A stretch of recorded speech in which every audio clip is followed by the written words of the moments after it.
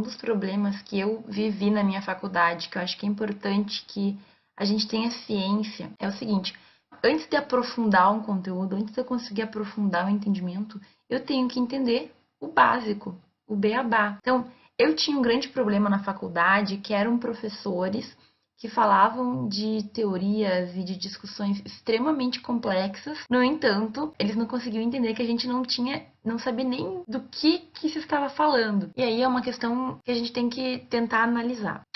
Para mim, para que serve o professor? Por que nós temos cursos em sala de aula ainda hoje? Porque o professor, ele é uma maneira da gente alcançar o entendimento mais fácil, mais rápido. Em uma aula lá de 2 horas ou de 4 horas, enfim, o professor vai tratar de um tema, vai nos ensinar, e isso já vai abrindo os caminhos para a gente continuar nesse estudo. Existem duas opções.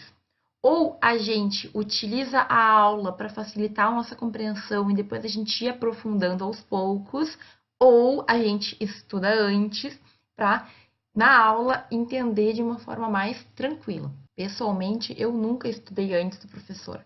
Até porque a gente não sabia exatamente o que ele ia falar, enfim, na minha época as coisas eram um pouquinho mais complicadas. Mas o que eu quero dizer aqui é que não adianta a gente partir para uma discussão profunda sobre certos conceitos se a gente não sabe nem o básico da coisa.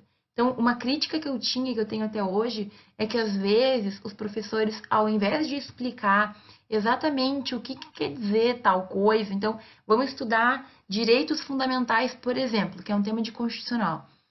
Quais são os direitos básicos do brasileiro lá de acordo com a nossa Constituição? Ao invés de falar de cada um dos direitos, os professores começam a problematizar de uma forma tão interessante, mas que a gente não alcança. Então, para mim, a graduação ela tem que ser aquele ensino que nos dá a base para a gente conseguir seguir estudando. Muita gente critica isso. Então, acha que a gente já deveria ter níveis aprofundados de discussão durante a graduação. Isso pode acontecer, talvez, em semestres posteriores, tá? Mas, tudo que eu estou falando aqui é o seguinte, resumindo.